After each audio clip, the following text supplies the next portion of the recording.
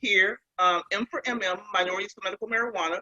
By attrition, the medical part means that we really have a commitment to educating our community about the efficacy of this plant.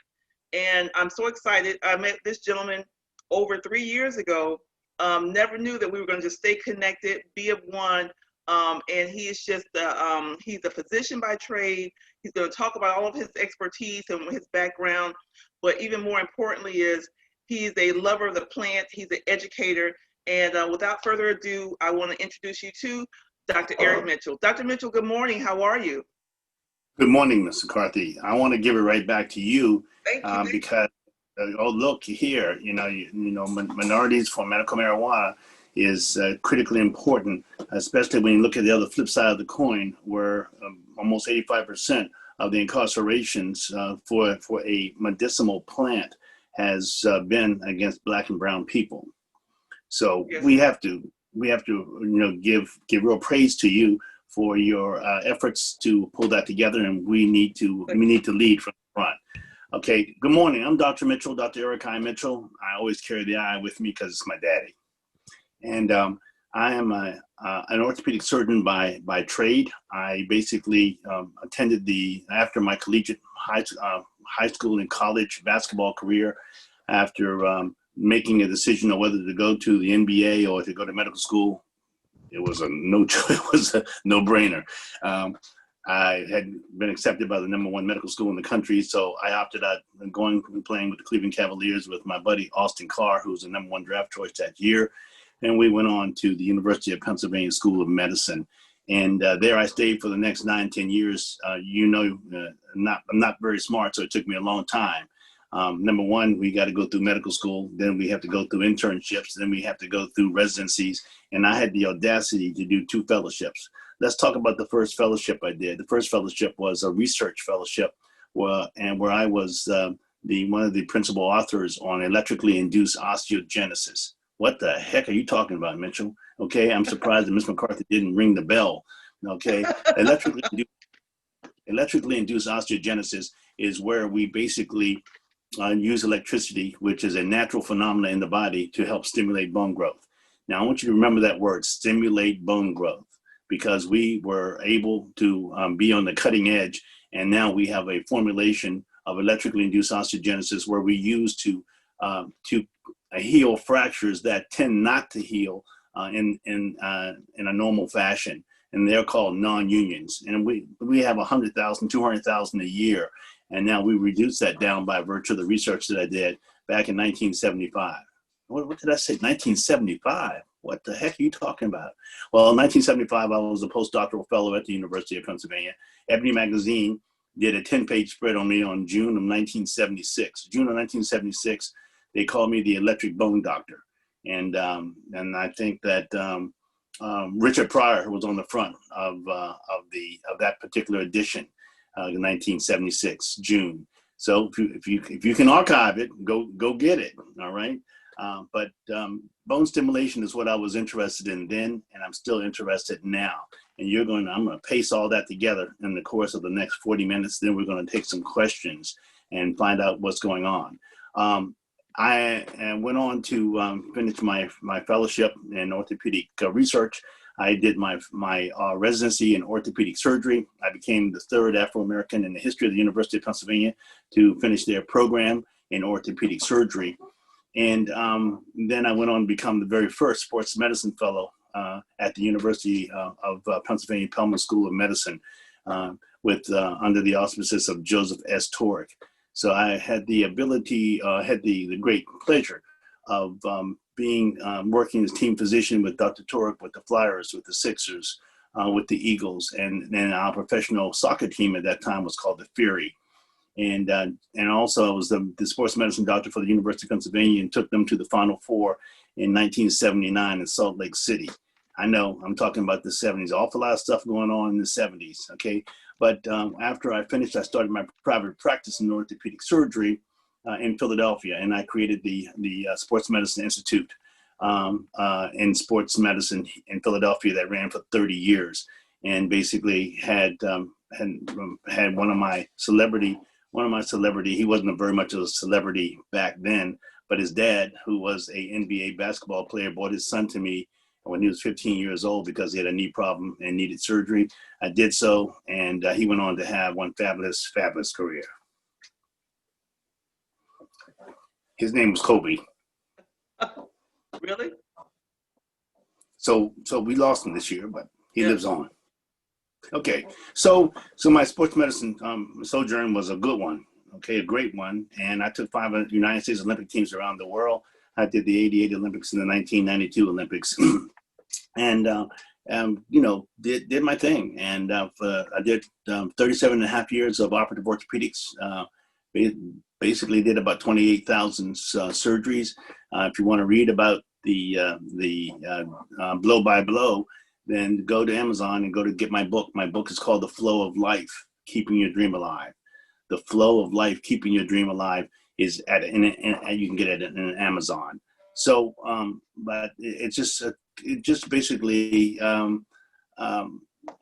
categorizes the first 65 years of my life, and it's my autobiography of my me being one of 7 children coming out of Maryland, going to segregated schools, going to Catholic schools, then playing with the #1 high school basketball team in the nation. That got me a scholarship to any school I wanted to go to. I went to St. Joe's University, where I got my undergraduate degree in biology, and then went on to the University of Pennsylvania.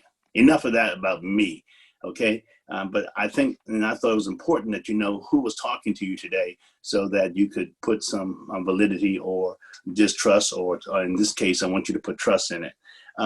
The research that I did, I told you I want you to remember one word there. It's called bone stimulation, and I want you to keep on thinking about that, because you want to know why and how an orthopedic surgeon got involved with cannabis. Well, it's coming. So this is a story that I'm going to tell, and the story is that my surgical career.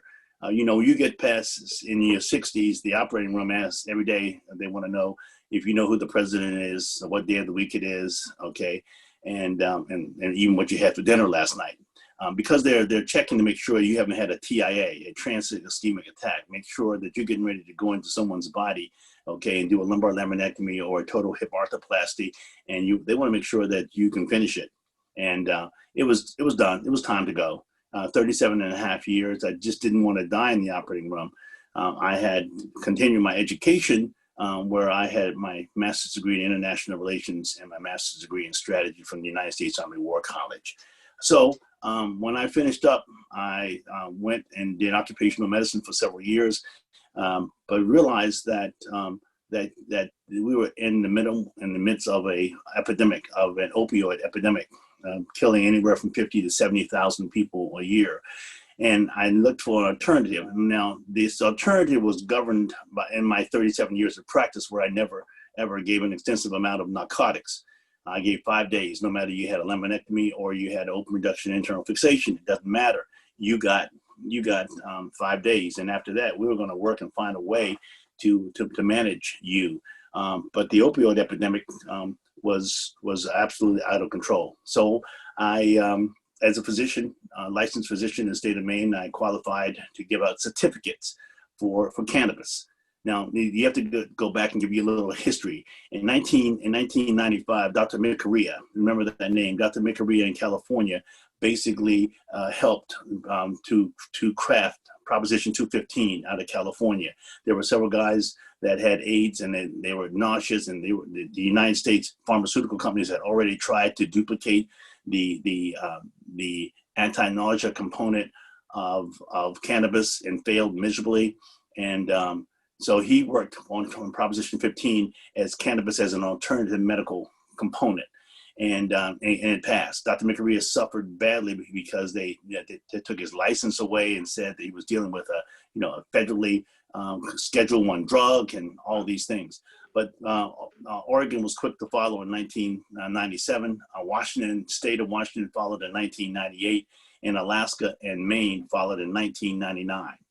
I migrated after my surgical career to Maine to embark upon my other adventures, because I don't even talk about the word retirement. That means that you sit on the couch and and eat Fritos or something. Anyway, what we did is we were able to give out certificates and main help to get the post-traumatic stress, which as a retired colonel in the United States Army, 23 years, I basically saw a lot of it. Okay, I had 206 Command. They went to the Pentagon as a DOD and Inspector General to make sure that all of our troops got what they needed. And they weren't getting it from the VA standpoint because the suicide rate was exponential over the American public, and that post-traumatic stress was out of control. So I went and became the medical director of Pine Tree Alternative Pain Clinic, where we use cannabis as the major component. Saw the diminution of opioids, okay, and the barbiturates down, okay, and the cannabis and THC up. And just was a real pleasure of seeing people get off of, this Percocet and Oxycontins and all these other things. I, in fact, gave up my federal narcotic license. Number one, I wasn't doing surgery anymore, and I didn't want family or friends or otherwise asking me for a prescription.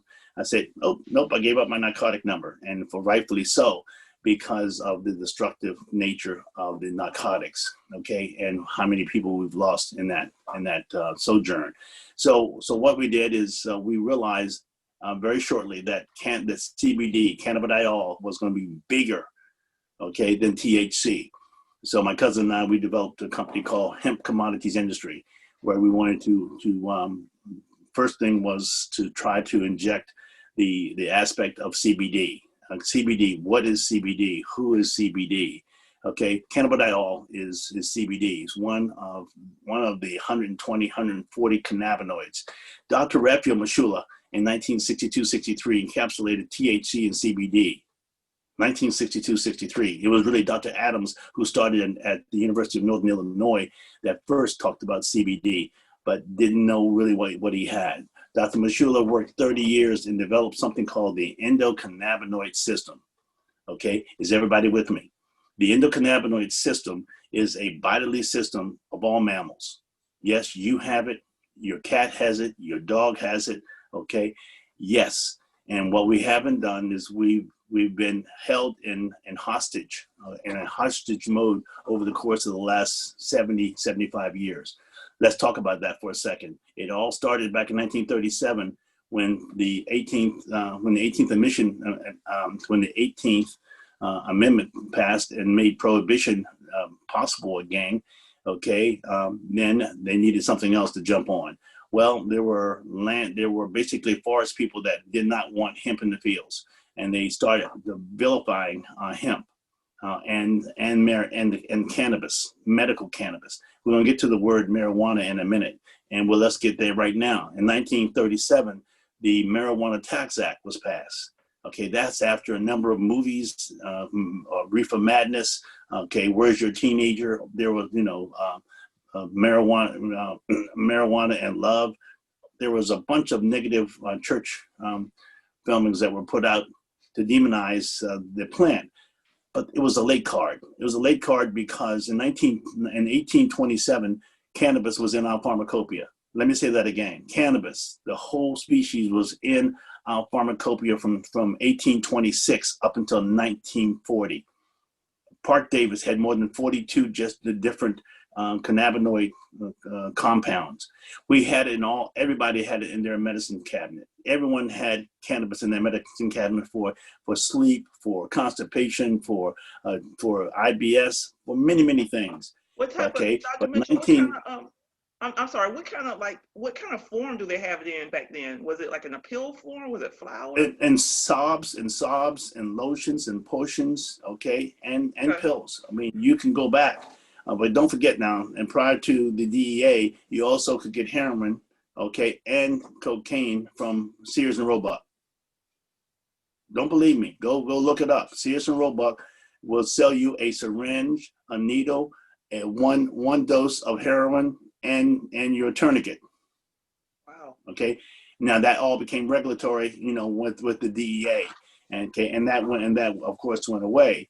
Now, in 1937, they put a tax on marijuana. If you go read the Marijuana Tax Act that was passed August the 1st of 1937 at midnight, You will not find one word of marijuana in the text. It was only put in the title.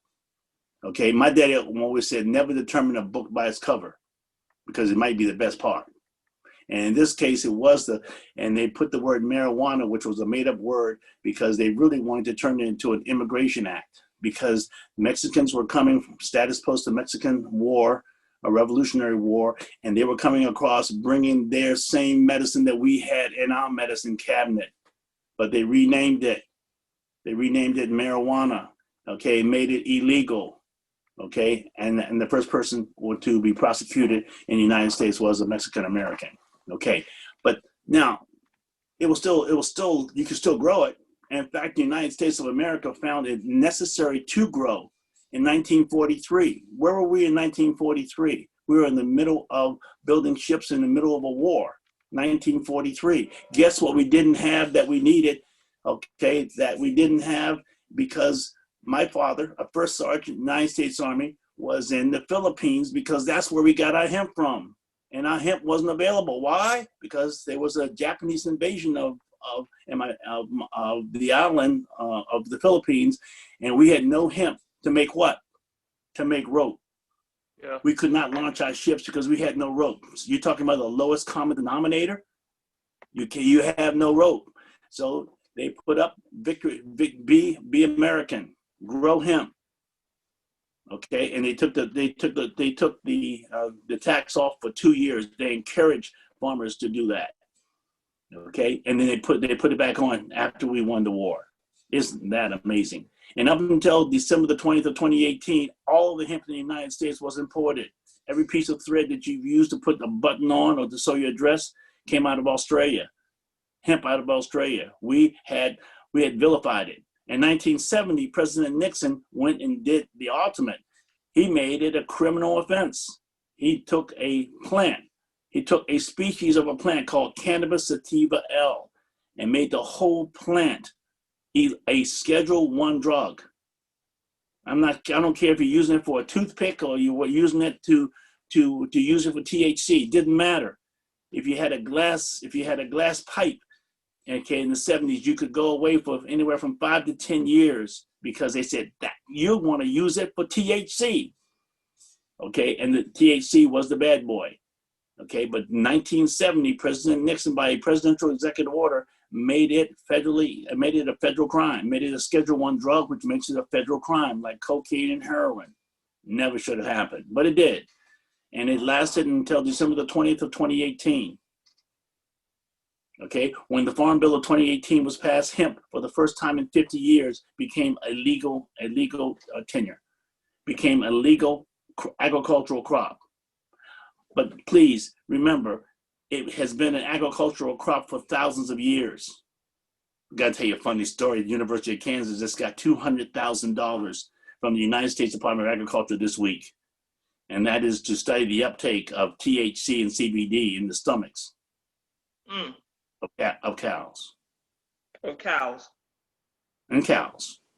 Okay. Now you can grow it because hemp is legal. You can grow it, but you can't feed it to the cows. Not until the study's done.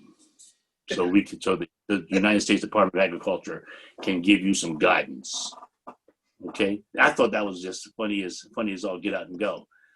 What I did in 2018, in 2017, created hemp commodities industry, HCI. So HCI, I went to Colorado because they were way ahead, and I visited several farms. My cousin and I, we went, we bought seeds, we came back, we found farmers, we grew 20 acres of hemp for CBD purposes. Now, let me tell you that most people don't understand that if the male plant is involved, okay, the male plant will fertilize the female and make seeds. And then from seeds, you can get 300 gallons of hemp seed oil from 1 acre, okay, of production, but it gives you hemp seed oil that has 0 degree of CBD in it. And yet that morass is going on on the internet every day. People saying, here's 500,000 milligrams of hemp seed oil, okay? Or they'll say hemp oil. They won't say hemp seed oil. They'll say hemp oil. Be careful. And before I finish my discussion, I'll give you the three things that you want to make sure that your CBD and your cannabinoids, okay, have, okay. And if you go to dailyvitamincbd.com, you're going to find a number of those products. You'll find out 12 and soon to be 13, 14 SKUs where it meets all of those criteria. And we'll talk about those criteria. Dailyvitamincbd.com, okay. So what I do is we go from orthopedic surgeon to farmer. It's the hardest work I ever done in my life. Well, I grew up, in the country for the first 7 to 8 years, went to the city, then back to the country. But let me tell you, I have so much respect for farmers. I can't even begin to tell you, because I was out there every morning at 500 watering, okay, because we had to water in segments. And then at 2300, you were lucky to come home, get something put in your mouth and fall into bed because you were up, in 5 or 6 hours back out there. For those 120 days that it takes to do that plant, you have to be there, because if you find a male in that field, that male has to be eradicated. Otherwise, it could knock out part of your crop or your whole crop. So you have to walk the fields. You got to walk every inch of the fields every day, unless you're willing to lose a good percentage of your crop. And now, so we need the female fruit. The female flower is the only way that you get the resin in order to get the CBD and the other components out of it. Okay, so we did that. But there's been so much more learning after I did that. I did every aspect of it because I realized as an orthopedic surgeon, I could not do a total hip arthroplasty just by reading the book. I needed to get down and dirty, and I'm talking about dirty. Okay, so that was important for me to go through every fundamental step. Then for the second year, I became the scientist again and started with the distillation, the formulation, and what have you. So I've done it all across the board. And now this is what I've learned. How we doing time? We doing okay in time, Raj? We got another 15 minutes, 20 minutes. Okay. All right. So let's spend this 15 minutes in discussing how CBD and cannabis has evolved over the course of the last 3 years. That's the last 3 years that we know now that they're CBG and CBN and THC. But let me start and do a little formulation here. Let's start with CBN. No, CGN. CGN is the stem cell, so to speak. And from that you get three precursors. Ready? THCA, CBDA, and CBCA. I said CBC. What the hell is CBC? Well, it's one of the 120, 140 cannabinoids. There are many, many, many more, but let's stay on those three. Now, what happens? THCA, okay, is a precursor to what? THC. Right. Now, THC does not happen unless you get a decarboxylation and you go through a heat of at least 254 degrees for over 30 minutes. And then you can decarboxylate, okay, and it becomes THC. Now we know most people understand THC pretty well. They know that it's a psychogenic situation, okay, has medicinal purposes, and we'll talk about those, and we'll talk about the genesis of putting it together, okay, into something called the entourage effect. But we'll get back to that in a second. Let's go to the second one. That's a precursor, CBDA. CBDA will naturally progress to CBD over time, and if you heat it, it'll go very fast. It's a very unstable situation, okay? And the same thing applies for CBC, okay? It goes, CBCA will go to CBC, and it has great inflammatory components, and watch out, it's gonna come up and in a horse race, it's gonna move into a placement type of status. Okay, let's go back to CBD for a minute, because what I've found, and what Dr. Machula, everybody knows Raphael Machula, okay, the endocannabinoid system discovered it in 1992. I was already 18 years out of medical school, Okay, it wasn't taught in medical schools. It's 2018, 87% of allopathic medical schools, as I'm an MD, 87% of allopathic medical schools did not teach the endocannabinoid system, did not have a department of endocannabinoids, okay, did not talk about it at all. Why? Because it was federally illegal. So why are you going to teach somebody about something that's illegal? Okay, until December the 20th of 2018 when the Farm Bill was passed, okay, it was illegal to grow hemp in America.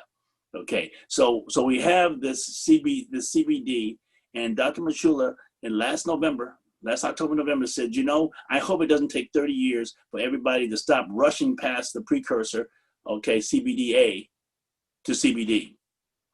So what are you saying? He says CBDA has its own inherent positives. Well, what are they? Does it work through the endocannabinoid system? No, it doesn't. It does not work through the endocannabinoid system. CBD does. CBD works through the endocannabinoid system. And our endocannabinoid system in our body, we make two cannabinoids, an anandamide and 2-AG. We call it 2-AG because it's so damn long that everybody would get it wrong. So they've complicated, they made it simple, 2-AG and anandamide. Those are your two cannabinoids that you make. Why do you make it? Because the endocannabinoid system is an autoregulatory mechanism for neurotransmission. It's critical. It's important. Okay, and Dr. Machula talking about CBDA, but doesn't work through the endocannabinoid system. CBD does. Oh, that's great. So what system does the CBDA work in? It works in the cyclooxidase pathway. The cyclooxidase pathway is well known to the pharmaceutical world. It's well known to you, whether you know it or not. It's well known to you because have you ever taken Aleve? You ever taken Motrin? You ever taken Indocin? You ever taken Celebrex? They're all COX-2 inhibitors. And the COX stands for cyclooxidase 2, which is a pathway that basically blocks inflammation. And what is the biggest rage about CBD, CBDA, THC, CBC, CBN, CBG? Inflammation. Now we're getting down to the root cause analysis of half of our diseases that they didn't teach us in medical school because, number one, I went early enough where the system wasn't discovered, but secondly, because it was criminalized, and thirdly, it's been vilified by the pharmaceutical companies. Now, what we have to understand is the pharmaceutical companies wrote our textbooks. So be careful, okay? I think Attorney General said the other day, he says, I can do anything because I am. He says, and to the victor goes the spoils. And they write history. Well, it's time to rewrite some history now, okay? It's time to get on it. All right, so Dr. Machula says CBDA worked in a different pathway, in the cyclooxidase pathway. But here's the shocking part. The shocking part that he says that CBDA has 1,000 times greater serotonin receptors than CBD. That's mind-boggling. That's the future. Now, if you haven't heard about CBDA and all of its potential, then get a late card, and that's okay. And that's why Roz, and that's why the minorities for medical marijuana is happening right now. And that's what we want you to do. So what I did is I realized 10 months ago that that I was going to take Dr. Machula's heating and not wait 30 years in order for us to really understand, appreciate, and respect CBDA. So I started with my development of my CBDA. And I'm telling you, I am ecstatic. Okay, I have products that have higher CBDA than CBD. Yes. Okay, and let me see if I can get this. I have the most recent study. I just got back from a third-party lab. That was one of the three things that we have to have. You have to have third-party labs. People that own their own labs and do their own studies, they can't be trusted because statistics lie. Third-party validation. In fact, I've taken oftentimes to 2 different third-party validations to validate the validator. Okay, so my I don't know where it is on this desk right now, but I'm excited because I created something and trademarked it. Okay, 10 months ago. It's called 2-Path. Guess why? Because it has two pathways to reduce inflammation, okay, cut anxiety, increase sleep. Can't make any medical claims. And I know that after 50 years, this is the beginning of my 50th year in medicine, and I'm only 52, so you all can do the math, okay? All right, good. That was a test to make sure that you were awake, all right? So this has blown up. And one of the things that we have to understand is that I was ready to submit my two-path formulation, what have you, to the VA, because as a retired colonel, I know the post-traumatic stress, I know the suicide, and COVID came in. And I said, golly gee, man, we were ready, white paper in hand, ready to go to Washington, D.C., talk to the VA, go get a couple million, and so we could do a clinical trial. So what happened is I said, man, I lost 1.5 million population that I could draw from. Then I thought for a second. I said, wait a minute, Mitchell. You got COVID-19 going on. Okay, the anxiety, the depression, okay, the alcoholism, the drug use. I said, now you got 330 million subject. So I feel better, okay? And it's not about me feeling better. It's about COVID-19 and how you may feel through that. Now, in the last month, I'm going to flash some things up on the screen here for you that have happened in the last 2 months, okay? Take a look at that. Successful treatment, you know, with cannabidiol for COVID-19. Okay. All right. Here. Take a look at this one. Take a look at this one. All right. This is what's happening. It's all, you can Google it all. I Google it all. You can Google it all. Okay. Oh, here's another one. Okay, cannabidiol. Okay. And because it has so many more applications that we're going to be able to use. Okay. Oh, I got more. Okay. This is just all happening in the last 2 months because we know this. And let me tell you something. I'm gonna pull this one up. And now you have to be over 50 in order to get this. This is from AARP. And they really pose a very big question about your 50-year-old immune system. Is it still working the way it should work? No, it's not. And I'll tell you why. And I'll give you the best example that I can give you. Are you ready? Number one. Okay, we have a number, we know, and they actually spell it out that in the COVID situation, 34% of the people had diabetes that have died. 42% were obese. 57% had high blood pressure. Now, so what's the lowest common denominator there? What is it? Well, guess what diabetes is? It's low-grade chronic inflammation. What's hypertension? Low-grade chronic inflammation. What is obesity? Low-grade chronic inflammation. Have you gotten a hint yet of what the common denominator is? Take some CBD. Go to lupus. Go to lupus. It's a low-grade chronic inflammation. Now, here's what you have to do. You have to understand that when you have a fire department of 10 firemen and you have 7 of them out fighting low-grade fires, the fire department can burn down because there's nobody home. And what happens in COVID-19 with those folks that have comorbidities, what they do is that the immune system, it can't really recognize, they don't have the, it looks bad, maybe we'll just see. We'll give it a little chance, we'll give it a few minutes. If those few minutes run for 4 or 5 days, and then 10 days later, all of a sudden you got all these symptoms. Well, guess what? The primary fire bell didn't go off. It's only the secondary fire bell, which are called killer cells, which is known as cytokines, and you get a cytokine storm. And it's an autoimmune situation where you start destroying your own lung. So you have an adult respiratory distress syndrome. You get put on a respirator and you may not come off. Okay, and guess what Israel is using right now to combat that? The United States were using something called dexamethasone. Dexamethasone okay, is a steroid.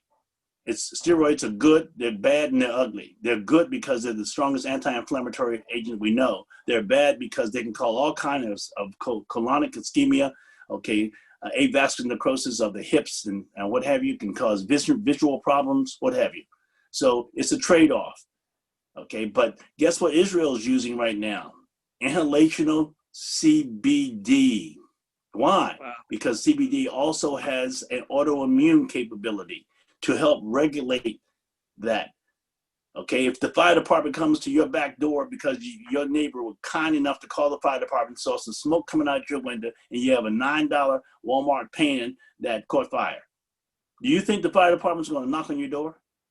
No, they're going to knock down your door, and they're going to spray about $10,000 worth of water in your house for that $9.99 pan.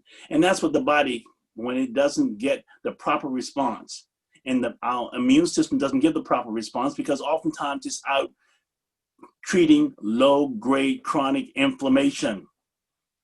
Now, there's a bunch of research going on out of Canada, out of Israel that we just spoke to, out of the University of Georgia, okay, at Augusta. People left and right are doing that. Okay, here's another one.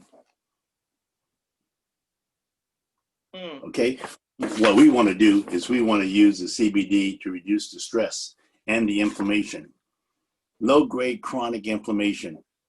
Okay, that's the baby. Okay, and that's what osteoporosis is. Now we have to get back. Let's come on back home. So where I basically work in bone stimulation. The endocannabinoid system has two receptors. It's called CB1 receptors and CB2 receptors. CB1 receptors are very, very high incidence in the brain. Okay, and if you've never seen a brain, okay, let me show you a brain. Okay, this is a brain. Okay, and that brain is protected inside of a calvarium. Okay, that's bone, and that people can have traumatic brain injury by virtue of that brain hitting up against that calvarium in sports and munitions explosions, a whole bunch. And that's what another big piece. But I will tell you that I will make a prediction right now on M4MM that inside of 2 years, we're probably going to use, cannabidiol or some of the cannabinoids, okay, in stroke victims. And the reason being is recent study has shown that cannabidiol, CBD, okay, can increase the blood flow to the hippocampus. Unbelievable. So, well, we haven't seen anything yet. This is just the beginning, okay? Wow. And so the thing that we need to talk about is 2025. Okay, 2025, who's going to still be there? I mean, we have all of the celebrities in the world that are endorsing different people, okay? But they're called, come on, Henry, they're called brand enhancers. I think that was it, brand enhancers. But which is going to be the wave of the future, because when Martha Stewart does something, people listen. Okay, when Jay-Z does something, people listen. You're good. Right. It's influencers. But what we want to do though, is make sure that no matter whose CBD or CBDA you get, make sure that number one, it's organic. This plant is the strongest sequestrator of known to man. And when I say a sequestrator, it means that it pulls anything in the soil out of the soil. And when you bring it out of the soil and concentrate it, it can become toxic. You're talking about insecticides, herbicides, pesticides. You're talking about heavy metals. Okay, all of these things that are in the soil can come out of the soil. And they did a study out in California that showed how many pesticides were in their stuff. Okay, I grew it organically. That's number one. That's very, very important. Number two, third-party lab validation. Very important, because you don't know you want to make sure what's on the bottle is in the bottle. And about 87% of the time, it's not a matchup. So you don't know what you're getting. And be careful, because as smart as you are, and I've had some smart people get fooled with, they say, well, why is your stuff so expensive? This, I got it for $29.99. And I said, all right, tell me how many cannabinoids it has in it. Well, no, it doesn't have any. It says it's oil.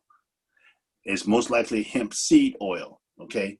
And the third thing that you want to be able to do beyond the fact of third-party testing, okay, you want to be able to quantitate what you have, and you got to keep moving. You got to be a moving target in this industry. And when I say that, you have to be able to be put out new things. Let me tell you what I just put out from last week. I just put out a full spectrum nano emulsified wild Maine blueberry gummy. Give me some of that. Well, everybody will gonna want some of it, okay? Because what it is the nano emulsification. The nano emulsification moves the bioavailability from 20% to 80%. So what are you saying? 20% of 20 is 4. 80% of 20 is 16. Would you rather have 4 milligrams or 16 milligrams for your buck? So get the biggest bang for your buck, you have to nano emulsification. The pharmaceutical companies are already using it. If you don't know nanotechnology, please go study it. Everybody's going to have to get to it. But we have this nano emulsified wild Maine blueberry. No, I named it there because of all the antioxidants and the phytonutrients in it. We don't have the phytonutrients in our soil anymore. Our phytonutrients, well, the industrial farming that's done tears up the mycorrhizas in the soil. Okay, we used to get it from our fruits and vegetables, and as well as from our meats, but we don't. Okay, our great-great-grandparents got it. Okay, but we have 2-anandamide and 2-AG, but we need help. We need a daily supplement. That's why I named it vitamin CBD. And had the trademark office call me the day that it became legal. Okay, so we're working toward it becoming a vitamin, an essential supplement that we need in order for us to work on that let the immune system go back to what it's doing and recognizing new insults opposed to old insults such as diabetes, hypertension, obesity, the Lyme's disease, another one, lupus, rheumatoid arthritis. These are all low-grade chronic inflammations. Now look at food allergies. All these people have had these food allergies now. Why? Because the immune system can't recognize it and may consider it to be harmful because it doesn't have a full complement of its force. Its force is being dissipated all over trying to fight these low-grade chronic inflammations. So that's where what I want you to do. I've told you that we need to make sure that what's on the bottle is in the bottle, that you're getting what you think you're getting, and then deal with it there. Yes, Roz. Dr. Mitchell, you are so. How are we doing, Tom? How are we doing? We're good because I want to open it up. You have so many people that have questions. I have at least 10 questions, so I don't want to take over. But if you can give us your last thoughts for the next 60 seconds, and then I really want to open it up for questions. And if you guys have questions out there, raise your hand, and I'll call you, and we'll have those questions asked. All right, and a wrap up. Okay, I have presented nationally at 2 national conferences on cannabidiol and the treatment of osteoporosis. As an orthopedic surgeon, that's my root. Okay, that's who I am. Okay, the 21st century, by 2030, our life expectancy is supposed to be 90.3 years.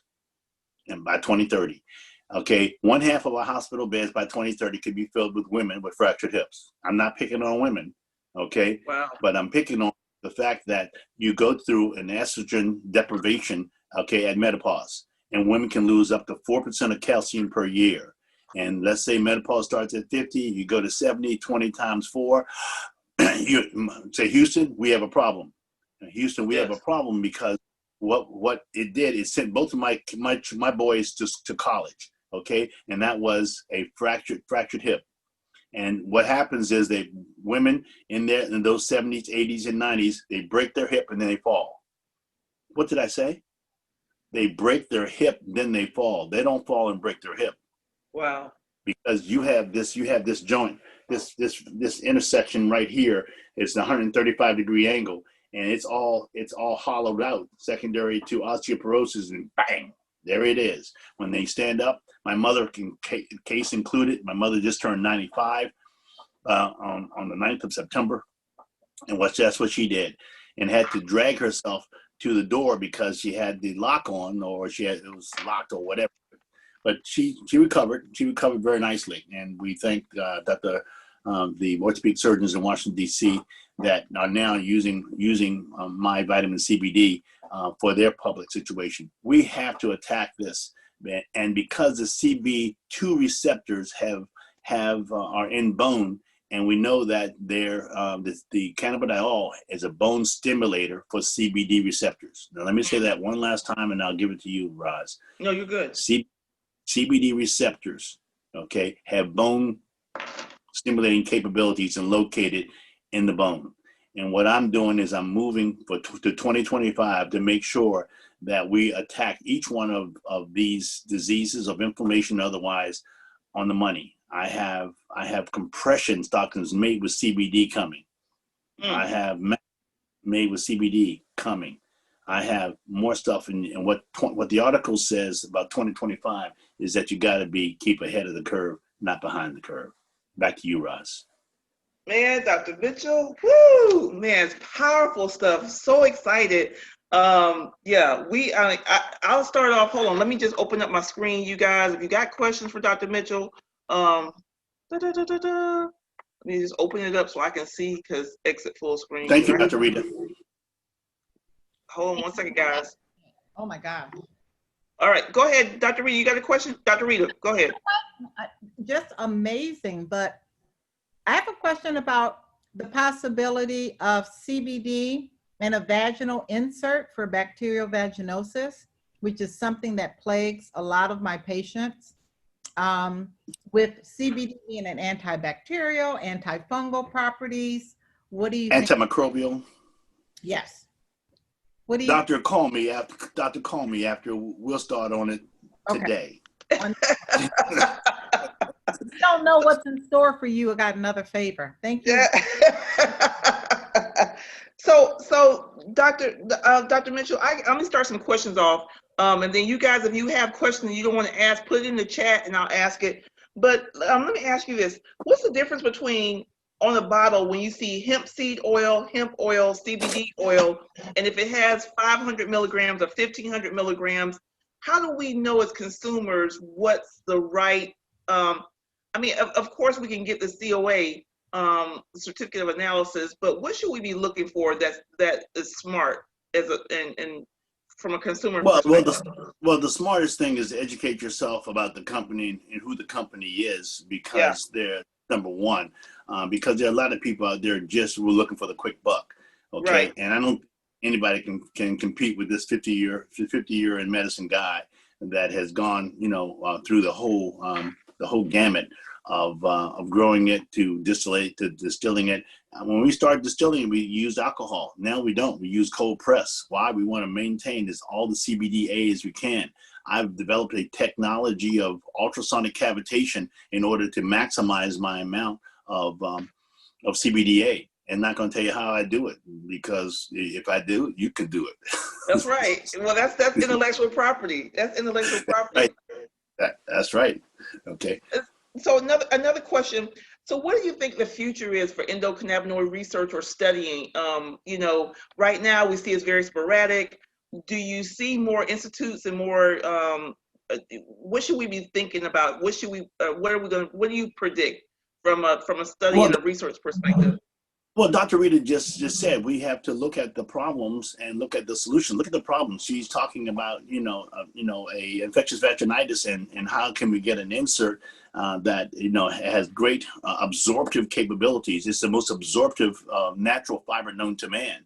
Okay, so, we could potentially, Dr. Rita and I will talk about finding out how we make an insert or a pad or something that can actually serve to, put the money, Willie Sutton was a bank robber and they finally caught him and said, why were you robbing the banks? He says, because that's where the money was. Okay, so we want to put the CBD where the problem is, and that's the future, and that's why Dr. Rita and I are going to talk and sign some NDAs right away. I got you. Okay. Yeah, that answers the question. That answers the question. Go. You haven't talked about terpenes. What's your take on terpenes in the mix of the plant? Very important. The flavonoids and the terpenes are critical in the entourage effect. Okay. Now I'm going to do something. I'm going to show you on synergy. You see this right here. This is absolute synergy. Okay. This is thousands of nerves, tendons. Okay, corpuscles, blood vessels, nerves. Okay. Now this is what we want in the cannabinoid industry. Okay, I'm going to cut just one tendon, one out of 200,000. Okay, now watch what happens. Okay, when I cut the flexor tendon, okay, of that finger. Look. Do you think I have synergy anymore? No, I don't. I can't even grasp. I can't grasp. So I lose a lot of my function. Yes, and I believe that the flavonoids. I think that isolate had a big craze. I believe that isolate is not the right way to go. I believe you want you want the full plant. You want all of it so that you can get the entourage effect that will maximize the efficacy and the benefits that they're in. That's awesome. Coach, I see you. Did you have a question, Coach? Good to see you there, Coach, out of Georgia. Yes, I did. Hey, how you doing today, Doc? Nice seeing you again, man. You're very informative. One question that I had will help me lobby a little bit more at the Capitol is I've been a member of the American Cannabis Nurses Association. Was a member since 2006, and one of the biggest obstacle that we're coming across is when we're talking to legislators or even doctors who are in the legislation.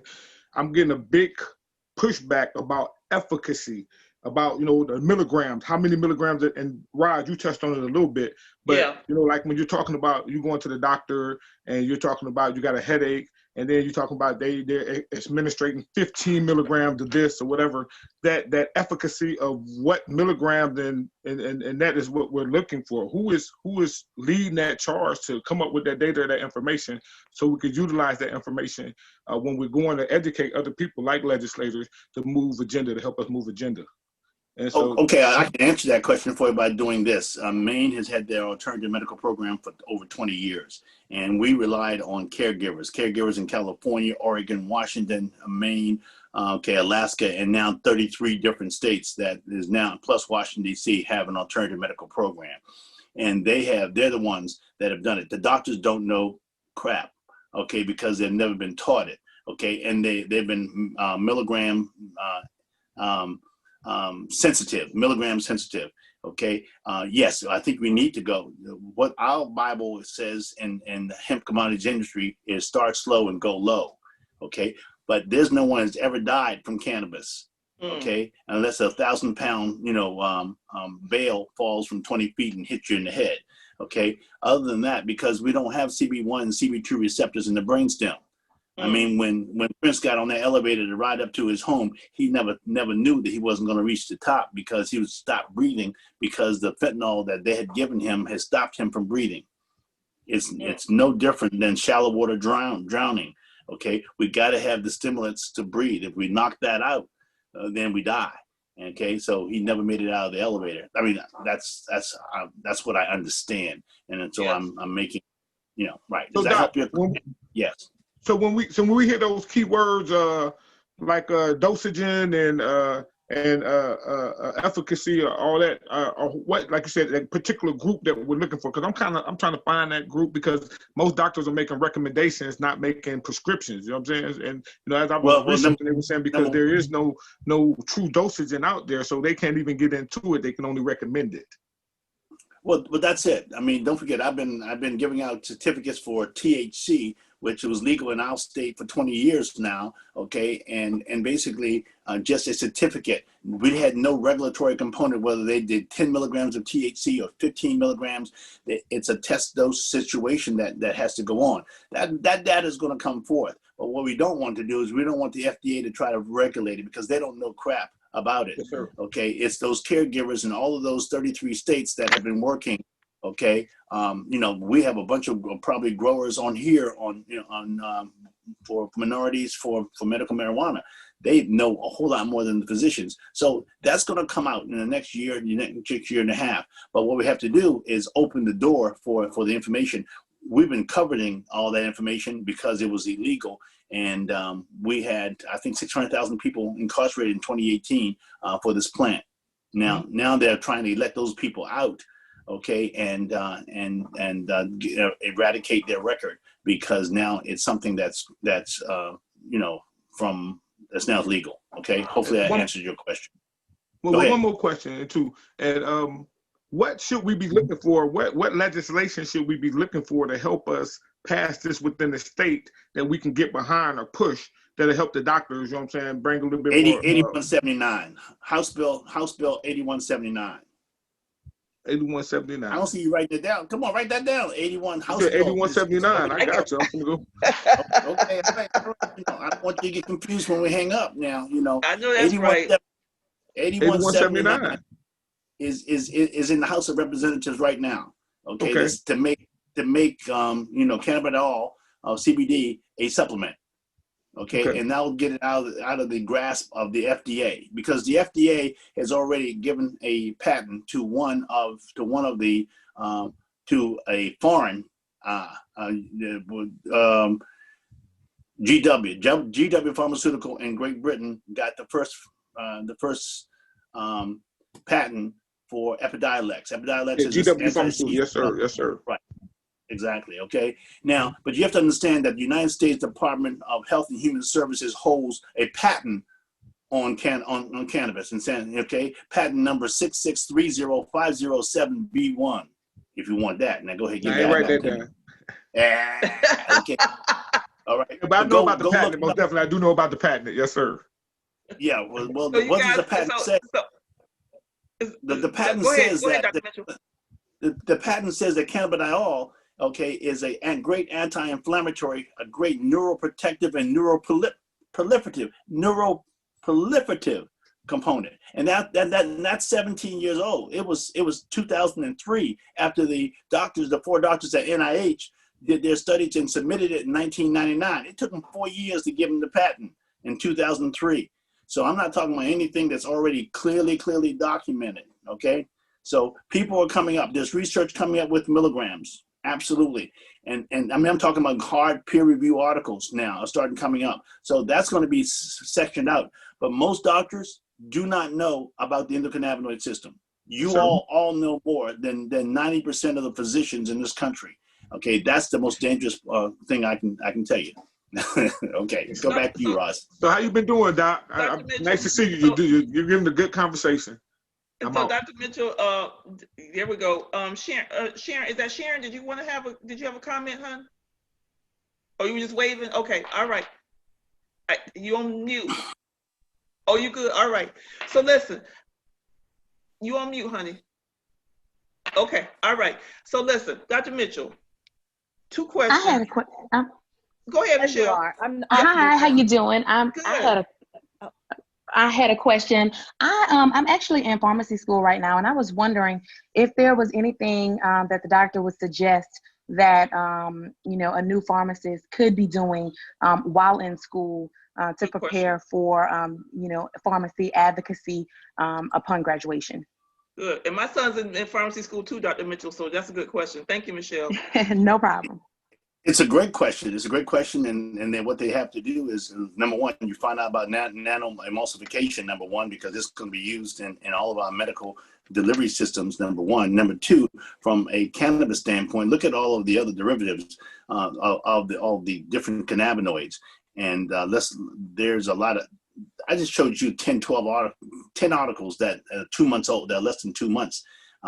And it's going to happen. What we just don't want to do is get a separation of or a dichotomy between the pharmaceutical and realize that it's a real drug. It is a drug, okay, and it has its value, and give it its value without changing it. Stop trying to change it. Take it and but don't go and try to do things to it to make it do something that it's not. Okay, and that's our biggest danger that we have with the pharmaceutical companies. They want to make it cheaper. They want to make it themselves.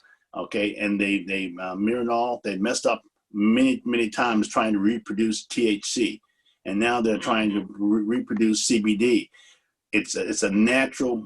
It's not nice to fool with Mother Nature, and that's what we have to go back to. Okay, Right. you know, that plant is made and has been around for 8,000 years. Has been used as a medicine. Let's continue to use it as a medicine. Dr. Mitchell, Thank you. Thank you so much, Michelle, for that question. Dr. Mitchell, question. So you mentioned about the, you know, I'm in that 50 range, and then you have some people that are on this that are in that, you know, 30 and under range. Should we be looking at CBD as something that we should be taking on a daily basis for that 50 plus, or for it doesn't matter any age, or what's your thoughts from a prophylactic kind of just to because we all suffer from inflammation. I know I'm even more so now as I'm getting older. Even your dog needs some, and we have dog treats for that reason. All mammals have an endocannabinoid system. It doesn't start at 50. Okay, we should be doing it. If we start thinking about and get some control studies for ADHD, okay, and all of these things, because we're not getting those neuroreceptors are not getting, you know, the ample amount of retrograde of agonists or antagonists in order to have homogeneity. Okay, so yes, I named it a vitamin because it needs to be a vitamin. Okay, we didn't, you know, if we didn't have vitamin C, we would have scurvy. If we didn't have vitamin D, we would have rickets. Okay, if we don't have vitamin CBD, we have confusion, anxiety, okay, ADHD, okay, many other things. But we have to solve this problem because we have matured as a society out of the endocannabinoid business. We don't have it in our soil anymore. Our animals are not getting it. You know, we're not getting it to our vegetables. So yes, and if you read that article in AARP, they're doing a 5-part series. Okay, and I've given. I mean, they talk just basic. So please, you know, please go steal your grandfather's copy if you're not in the 50 category. Okay, you know somebody that is. You can get mine. That's my recommendation. Dr. Mitchell, you have been so awesome. Hold on, I think I got a Henry got a question, or you got a hand? Oh, that's a hand clap. Good, thanks, Henry. Let me make sure I don't have any more questions. I have a question. I wanted to add one quick thing, and that is about the CBD deprivation, which you were talking about yesterday, Dr. Mitchell. Oh, CBD deprivation is a problem that starts early. Yes. So did you see that? You had brought that out, and I think that's a wonderful term to understand better the fact that this is a pathway that needs grease. Gotcha. Okay. That's your lowest common denominator, and we're in cannabinoid deprivation, and that's what we need to take to the State House. That's what we need to take, okay, to the legislators, okay, and yes. And then it'll get figured out. If they don't think it's a problem, there's never a solution, okay. That can be reached. You know, you can put up my email and how you get to me. I told you, dailyvitamincbd.com, okay, is where you can read a lot more about the products. Roz, I just want to thank you so much for giving me the opportunity to talk to this group of, okay, Dr. Rita, you and I have a date. This is awesome. So listen, guys, I want you to know, first and foremost, Dr. Mitchell, or someone, can we make sure either Vanessa put Dr. Mitchell's info? What do you want us to put out? Your email address is fine, Dr. Mitchell, or we put the website, the CBD, vitamin CBD. We have that up. Look in the chat book, right, guys.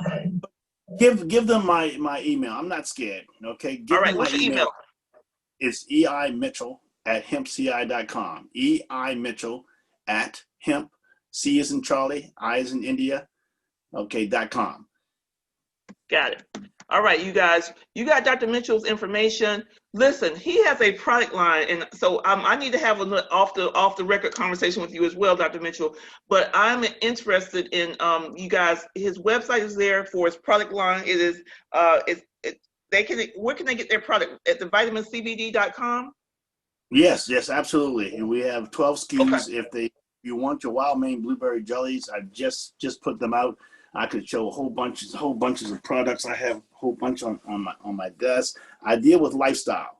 Okay, I want you to have a lifestyle. This is where I start my day every day. I start with my hemp protein, okay, powder, and then I take my tincture, okay, and then if I'm going to go for a run or a bike ride, I use my performance gel, okay, right here, okay, and then at night when I take care of these 70-year-old bones, I got a joint relief cream, okay, I have bath bombs, I got animal treats, okay. And I've injected me in all of those, and I can back it up with all the COAs, which I said, and it's all organic, and bang.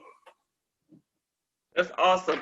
Thank you guys for being on here. What I think you nailed it when you say it's a lifestyle.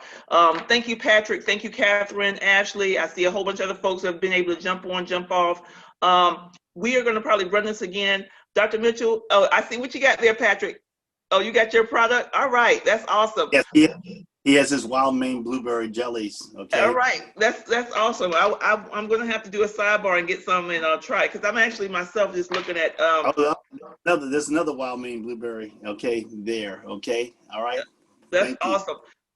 So Dr. Right. Mitchell, we want to have you come back on, and I want to have a segment that we talk about. Maybe we'll wait a couple of months, but talk about teenagers and adolescents and under 18. The use of CBD and what does that look like? And we have parents who are dealing with kids who are dealing with hyperactivity and depression and a lot of different things. We want to talk about that. So I'm so happy to have you on, sir.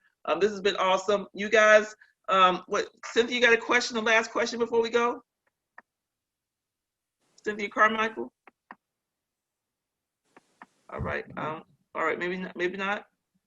You got a question, Coach? Before we go, go ahead. Go ahead. Hey, Doc. One more thing for you got some people who are coming in here and they're looking to get into the industry or invest. You know what I'm saying? So what would be a you got the CBD, the CBD, the CBN. You got all these CBD and you got farmers who want to grow some of this stuff. What would be some of the best cannabinoids to grow for in this current market of treatment? Well, that would take not 1 hour, but about 12 hours to That's discuss. a whole other conversation. So you and I need to have a sidebar where we can talk about the 2025. We talked about cannabis 2025, and it's not going to look anything like 2020. We can guarantee that, because I'm going to continue to change and shape it right now. Okay, so I just thank everybody for coming on and giving me an opportunity. I got dressed up for you today because, you look good, man. Look like my picture. This is what I wore for 37 and a half years. That's what people saw. People that see me now say, I've never seen you in a pair of jeans. So you look good, Dr. Mitchell. I'll be up in Maine. I'm gonna come see you soon, brother. I love you. Appreciate you so much. Thank you for supporting M for MM. Thank you, everybody, for giving me a little bit of your time today. With that being said, we gonna just keep on moving, y'all. Keep on moving. See everybody. Have a great Saturday.